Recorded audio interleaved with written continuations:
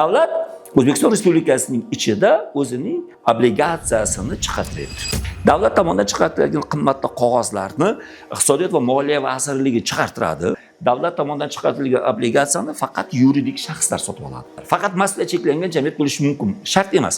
Oilaviy korxona, xususiy korxona, fermer korxonasi boshqasi va hokazo turli xil tashkiliy huquqiy shakldagi korxona bo'lishi mumkin. Korxonalar sotib olish kerak. Unda pul bor. Lekin sotib olish uchun to'g'ridan-to'g'ri bormaysiz-da.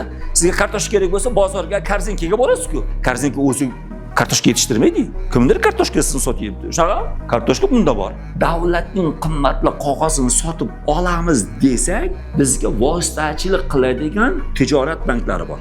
Biz aytyapmizki, davlat tomonidan chiqarilgan qimmatli qog'oz bor. O'sha qimmatli qog'ozni menga sotib olib bergin deb aytyapmiz. Bu xo'p deydi, olib beradi, lekin to'g'ridan-to'g'ri Iqtisodiyot va Moliya vazirligiga borib ola olmaydi. O'rtada boshqa bitta vositachimiz bor. Bu markaziy bank bo'ladi. Davlat tomonidan chiqarilgan qimmatli qog'ozni bozorda yagona bitta sotuvchisi bor, markaziy bank. O'sha sotadi. U sotadi, biz sotib olamiz korxonalar, lekin bizga vositachilik qiladigan tijorat banki bor. Nordic University ta'limda mukammallik sari.